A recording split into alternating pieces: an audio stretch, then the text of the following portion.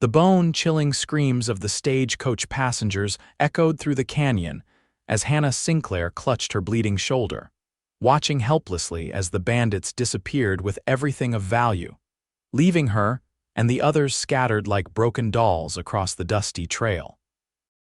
Arizona Territory, 1878. Hannah crawled toward the overturned stagecoach, each movement sending waves of agony through her body. The Butterfield line had promised safe passage to Gila City, where her position as the new schoolteacher awaited. Instead, she found herself alone among the dead, the 3 other passengers and driver having taken fatal bullets during the ambush.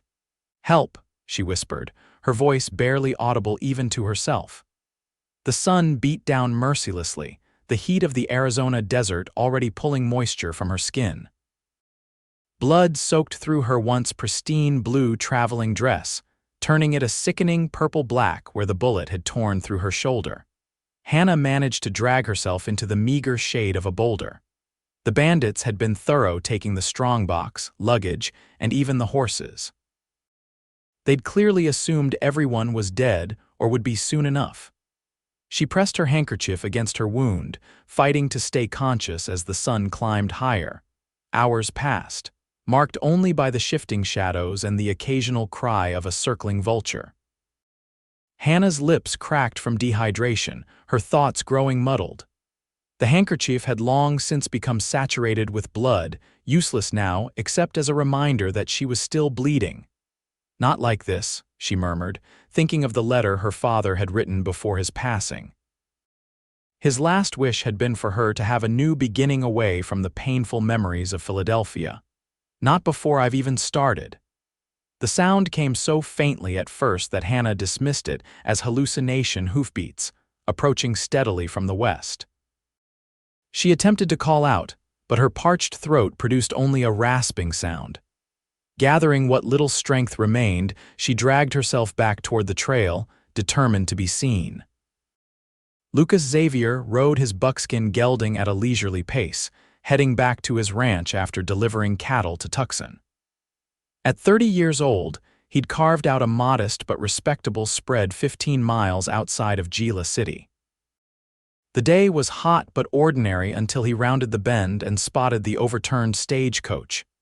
"Whoa, easy there, Spirit," he said, immediately drawing his Winchester rifle from its scabbard.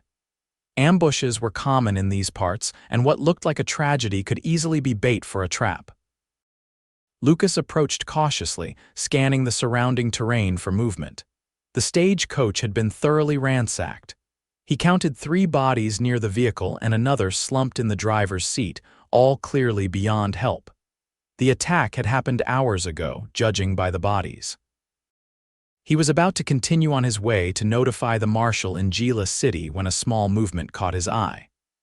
At first, he thought it might be an animal scavenging, but then he saw her, a woman, barely moving, her dress soaked with blood, trying to crawl toward the road. "Dear God," Lucas muttered, immediately dismounting and rushing to her side, all caution forgotten. Hannah's vision swam as a tall figure knelt beside her, his face shadowed by a wide-brimmed hat. "Madam, can you hear me?" "Water," she managed to whisper. Lucas quickly uncorked his canteen and gently lifted her head, allowing just a few drops to pass her cracked lips. "Easy now, not too much at once." After she'd taken a few small sips, Lucas carefully examined her wound. "You've been shot. Bullet went clean through your shoulder, which is lucky, but you've lost a lot of blood." Hannah tried to focus on his face. He had kind eyes, she thought distantly deep brown with flecks of gold, set in a sun-weathered face that had seen its share of hardships. Everyone else. She asked, already knowing the answer. Lucas shook his head grimly. "I'm sorry, madam, you're the only survivor." "Hannah," she said, feeling it suddenly important that someone know her name in case these were her final moments. "Hannah Sinclair." "Lucas Xavier," he replied, removing his bandana and folding it into a fresh compress for her wound. "I've got to get you to Doc Peterson in Gila City. It's about 20 miles from here." Hannah's eyes widened with alarm. 20 miles. "The nearest town in the other direction is twice that distance," he explained. "Can you ride?" She tried to sit up straighter and immediately regretted it as darkness threatened to overtake her vision. I don't think so," Lucas nodded, having expected as much. "Then I'll carry you. My horse is strong enough for both of us." Without waiting for her response, he gathered her carefully in his arms. Hannah gasped as pain shot through her shoulder, but Lucas was surprisingly gentle for a man with such calloused hands. He settled her against his chest, and for a moment, despite her dire situation, she felt an unfamiliar sense of security. "I need to secure these bodies so animals don't get to them," Lucas explained. "The marshal will want to come back for them." Hannah nodded weakly, fighting to stay conscious as Lucas propped her against his saddle and quickly covered the bodies with canvas from the wrecked stagecoach.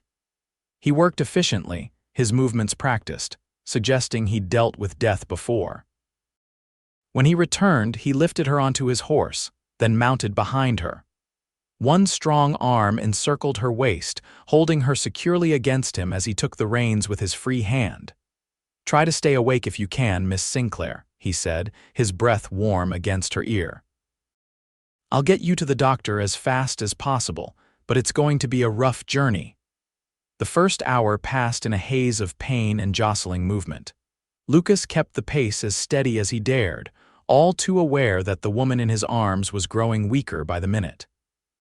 He spoke occasionally, simple questions that required responses, trying to keep her conscious. "You were headed to Gila City?" he asked. "Yes," Hannah managed. "New schoolteacher," Lucas nodded, though she couldn't see it. "The town's been waiting for you, old Mrs. Abernathy's been filling in since last winter when Mr. Collins passed. She'll be mighty relieved to see you." Hannah wanted to respond, but found she couldn't form the words. The rhythmic motion of the horse combined with her blood loss was making it increasingly difficult to stay awake. Lucas felt her slump more heavily against him. "Miss Sinclair, Hannah, you need to stay with me now." When she didn't respond, concern tightened his chest. He urged Spirit into a faster trot, knowing it would be more painful for Hannah, but also knowing that time was running out. The sun was starting its descent, and he had no desire to be on the trail after dark with an injured woman. "My father," Hannah murmured suddenly, her voice so faint Lucas had to lean down to hear her. "He wanted me to start again." "And you will," Lucas assured her, though he had no right to make such promises. "Gila City's a fine place for new beginnings." She seemed to drift away again, and Lucas found himself speaking more, telling her about his ranch, his small herd of cattle, and the orchard he'd planted 3 years ago that was finally beginning to bear fruit. He'd never been a talkative man, but something about this woman's quiet courage moved him. The miles passed slowly, each one harder than the last. Twice they stopped briefly for water, and once when Hannah retched weakly, bringing up nothing but bile. Lucas cleaned her face with a dampened handkerchief, his touch gentle despite his growing fear that she wouldn't survive the journey. "How much farther?" she asked during one of her more lucid moments. "About 8 miles, Lucas replied, trying to sound encouraging. "We'll be there before sundown." Hannah nodded, then said something that caught him off guard. "You're very kind, Mr. Xavier." Lucas, unused to compliments, felt a strange warmth spread through his chest. "Just doing what anyone would, Miss Sinclair." "No," she whispered, "not anyone." As they continued, Lucas found himself increasingly aware of the woman in his arms, not just her injury, but the softness of her auburn hair against his chest, the delicate curve of her profile, the surprising strength in her slender frame despite her condition. It had been years since he'd held a woman close, not since Mary had died in childbirth 5 years ago, taking their unborn son with her. The thought brought a familiar ache, but somehow it felt different now, less raw, more like an old scar being acknowledged rather than a wound reopened. The sun was casting long shadows when the first buildings of Gila City came into view. Lucas felt Hannah stir in his arms. "We made it," he said, relief evident in his voice. "Just hold on a little longer." Hannah tried to focus on the approaching town, but her vision kept blurring. She was aware of Lucas's arm tightening around her waist, his voice growing more urgent as he called out to someone on the street.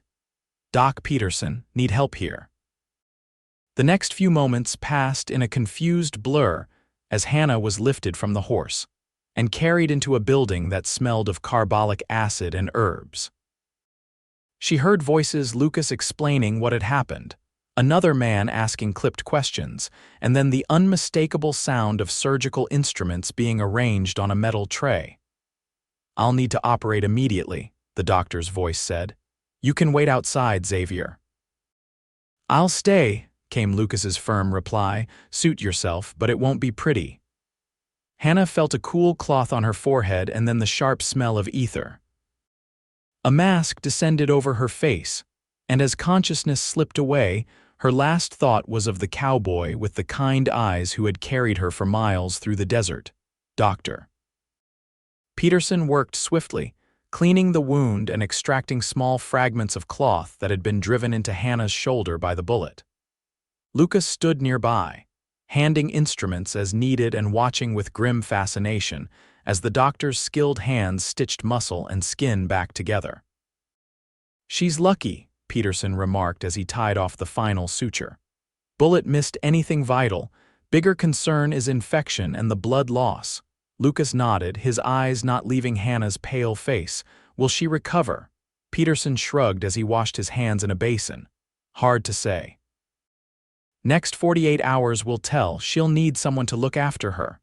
"The boarding house," Lucas began, "won't take her in this condition," Peterson interrupted. "Mrs. Holloway's terrified of illness and injury, says it's bad for business." Lucas frowned, considering the problem. "She can stay at my place. I've got the space." Peterson raised an eyebrow. "Your place, 15 miles out of town. She needs monitoring, Lucas." "I can stay in town for a few days," Lucas countered. "I own that empty storefront on Main Street. There's a room in the back. Used to be old Jed Miller's living quarters before he sold me the building." Peterson considered this, then nodded. "That might work. I can check on her regularly there." The decision made, Lucas arranged for Hannah to be moved once she was stable enough. The town marshal, alerted to the stagecoach robbery, came by to get details and promised to ride out at first light to recover the bodies and begin tracking the bandits. "Sounds like the Slater gang," he commented grimly. "Been hitting stages all through the territory this past month." 2 days later, Hannah opened her eyes to find herself in an unfamiliar room. Sunlight filtered through a dusty window, illuminating simple furnishings: a small table, a chair, and the narrow bed where she lay. Her shoulder was heavily bandaged, and though it throbbed painfully, her mind was clearer than it had been since the attack. "You're awake," a voice observed from the doorway. Hannah turned her head to see Lucas Xavier standing there, holding a tray with a steaming bowl and a cup. He looked different without his hat, younger somehow, with thick dark hair that fell across his forehead. "Where am I?" she asked, her voice scratchy from disuse. "My building on Main Street," Lucas explained, setting the tray on the table. "I own a few properties in town. This one's vacant at the moment, waiting for a suitable business to lease it." Hannah tried to sit up and winced at the pain. Lucas was immediately at her side, helping her with gentle efficiency, arranging pillows behind her back. "Doctor. Peterson says you're doing better than expected," he said, pouring water from a pitcher into a cup. "Fever broke last night." Hannah accepted the water gratefully. "I remember very little after we reached town." "That's probably for the best," Lucas said with a slight smile. "Doc Peterson isn't known for his bedside manner, but he's a fine surgeon." Hannah sipped her water, studying the man before her. In the clear light of day, she could see him properly for the first time. He was tall and lean, with the muscled build of someone who worked hard for a living. His face was handsome in a rugged way, with a strong jaw and those same kind brown eyes she remembered from their first meeting. "Thank you," she said softly, "for saving my life." Lucas looked uncomfortable with her gratitude. "Anyone would have done the same." "We both know that's not true," Hannah replied. "You could have left me there or simply reported finding me to the marshal. Instead, you carried me 20 miles through the desert." Lucas shrugged, turning to retrieve the bowl from the tray. "It's chicken broth, Mrs. Davenport from the cafe made it, said it would help build your strength. Hannah accepted the change of subject, realizing he was not a man comfortable with praise. She took the bowl carefully, balancing it in her good hand. The marshal came by earlier, Lucas continued, pulling the chair closer to her bedside. He'd like to speak with you when you're feeling stronger. They found the other victims and buried them properly. Hannah nodded, a lump forming in her throat as she remembered the other passengers, a middle-aged couple traveling to visit their daughter, and a young man headed west to seek his fortune. Strangers she'd shared casual conversation with for only a few hours before violence ended their lives. "Did they catch the men who did it?" she asked. Lucas shook his head. "Not yet, but they're tracking them. Marshall thinks it was the Slater gang. They've been terrorizing stagecoaches throughout the territory." Hannah sipped her broth, finding it surprisingly soothing. "I need to send word to the school board that I'm alive and to my aunt in Philadelphia. She'll be worried when she doesn't receive my letter saying I've arrived safely." "Already done," Lucas said. "Mayor Townsend sent telegrams yesterday. Your position is secure and they've arranged for Mrs. Abernathy to continue until you're well enough to take over." Hannah stared at him, touched by this thoughtfulness. "You've thought of everything." Lucas smiled and the expression transformed his face, softening the hard lines carved by sun and wind. "Gila City looks after its own, Miss Sinclair. And like it or not, you're one of us now." Over the next week, Hannah's strength gradually returned. Dr. Peterson visited daily, changing her bandages and pronouncing himself satisfied with her progress. Various townspeople stopped by, bringing food, books, and news, eager to meet their new schoolteacher even under these unusual circumstances.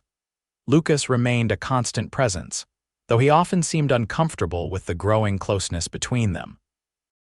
He slept on a bedroll in the front of the building, giving Hannah privacy while remaining close enough to hear if she needed anything during the night. During the days, when he wasn't tending to business around town, they talked.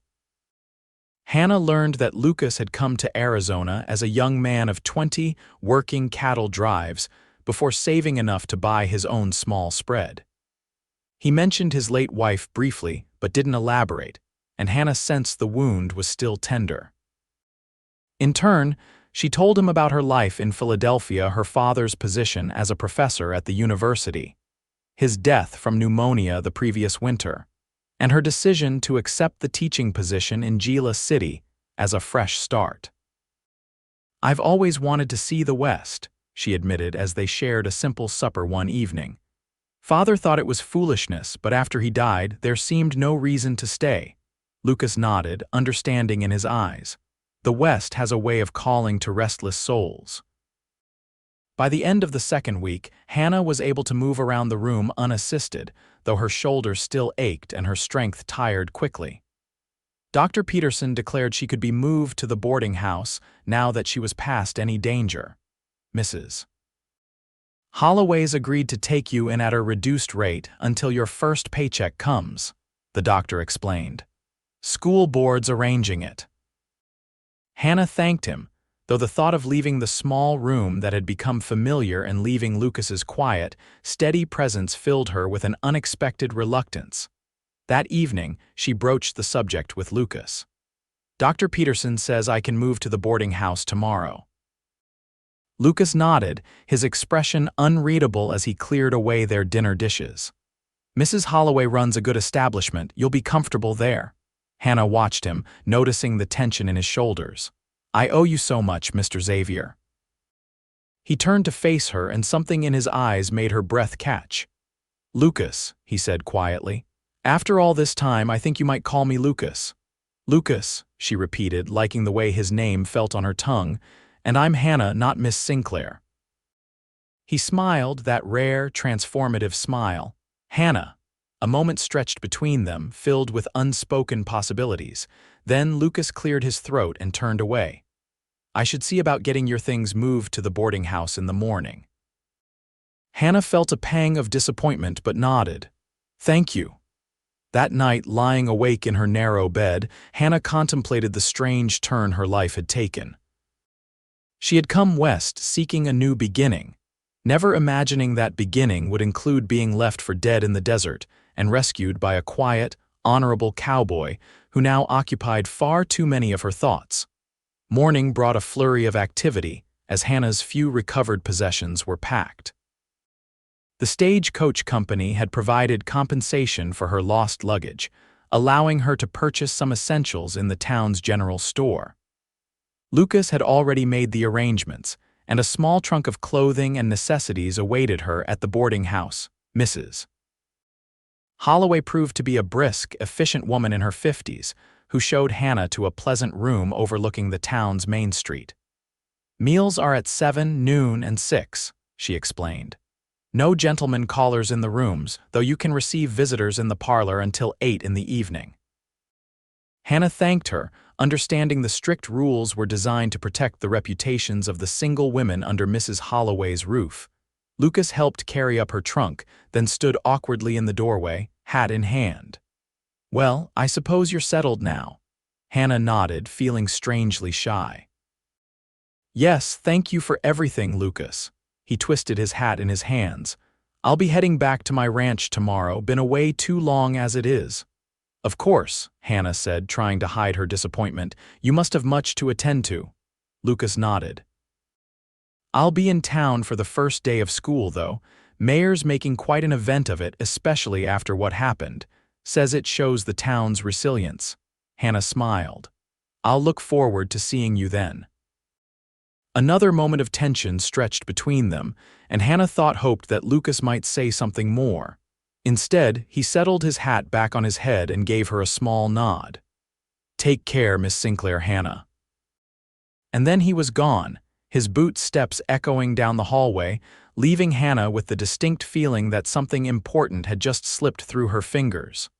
The next 3 weeks passed quickly as Hannah settled into life in Gila City. Her shoulder healed well, though Dr. Peterson warned she might always feel some stiffness in damp weather. She met the school board members, toured the small schoolhouse, and prepared lessons for the 27 children who would be her students. People treated her with a mixture of respect and curiosity, many still amazed that she had survived the stagecoach attack. The marshal reported that they had tracked the Slater gang to the border but lost their trail in Mexico. Justice seemed unlikely, a reality Hannah struggled to accept. Through it all, she found herself watching for Lucas, scanning the street whenever she ventured out, hoping for a glimpse of his tall figure. But he remained at his ranch, and though she heard his name mentioned occasionally in town conversations, their paths did not cross. The evening before school was to begin, Hannah sat in the boarding house parlor, reviewing her lesson plans one final time. A knock at the front door barely registered until Mrs. Holloway appeared in the doorway. "Miss Sinclair, you have a visitor." Hannah looked up, expecting perhaps Mayor Townsend with last-minute instructions. Instead, Lucas Xavier stood in the doorway, looking uncharacteristically tidy in a clean shirt and polished boots. "Good evening, Hannah," he said, his voice as steady as ever, though she thought she detected a hint of nervousness. "Lucas," she replied, rising to her feet, conscious of Mrs. Holloway's watchful presence. "This is a pleasant surprise." Mrs. Holloway cleared her throat. "I'll be in the kitchen if you need anything. Remember, parlor visits end at 8 sharp." Once they were alone, Lucas stepped further into the room, hat still in his hands. "You're looking well," he observed. "The desert air agrees with you." It was true. Despite her ordeal, Hannah had found herself thriving in Arizona. Her pale Philadelphia complexion had warmed to a light golden tone, and the fresh air and simple food had given her a vitality she hadn't felt in years. "Thank you," she said, gesturing for him to sit. "How are things at your ranch?"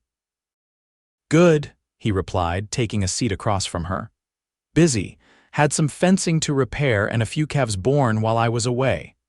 They fell into an awkward silence, so different from the comfortable conversations they'd shared during her recovery. Hannah found herself studying his face, noticing the new tan lines from days spent working under the Arizona sun. "I wanted to wish you luck tomorrow," Lucas finally said. "First day of school and all."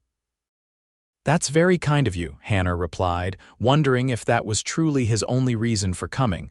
Lucas set his hat on the small table between them. Actually, that's not the only reason I came. Hannah felt her heart quicken. Oh, he leaned forward, his expression earnest. I've been doing a lot of thinking these past weeks, about you, about what happened. I've thought about you too, Hannah admitted softly.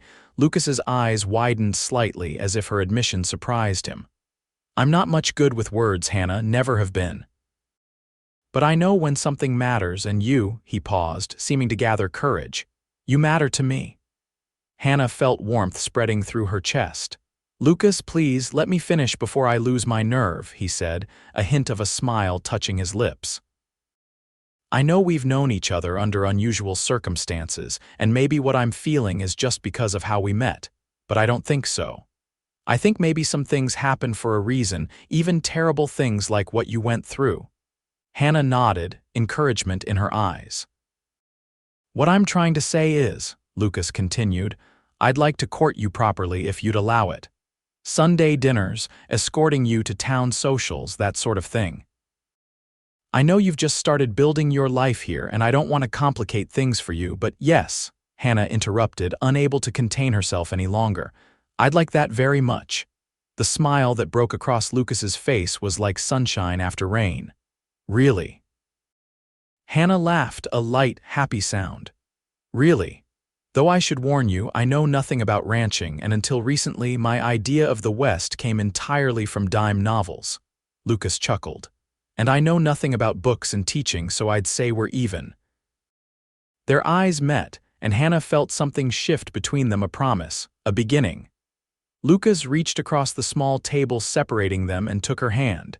His palm was rough with calluses, but his touch was gentle. I'm not a wealthy man, he said seriously. My ranch turns a profit, but it's modest, and he hesitated, I'm still learning how to be happy again after Mary. Hannah squeezed his hand. I'm not asking for wealth, Lucas, and we all carry our past with us. I'm learning to live without my father. We can learn together. Something in Lucas's expression softened, and he raised her hand to his lips, pressing a gentle kiss to her knuckles. The gesture, so formal and yet so intimate, sent a shiver through Hannah. Mrs. Holloway will be scandalized, she whispered, though she made no move to withdraw her hand. Lucas smiled against her skin. Worth it. The following day, Hannah stood before her new students for the first time, keenly aware of the responsibility she was undertaking. Through the schoolhouse window, she caught a glimpse of Lucas standing with other town dignitaries who had come to mark the occasion. He tipped his hat to her, and she felt a flutter of happiness that carried her through the nervousness of her first day. Their courtship progressed slowly, respectably. Sunday dinners at the ranch became Hannah's favorite time of the week. She discovered hidden depths to Lucas. He was well-read despite his lack of formal education, with a dry wit that emerged more frequently as they grew comfortable with each other.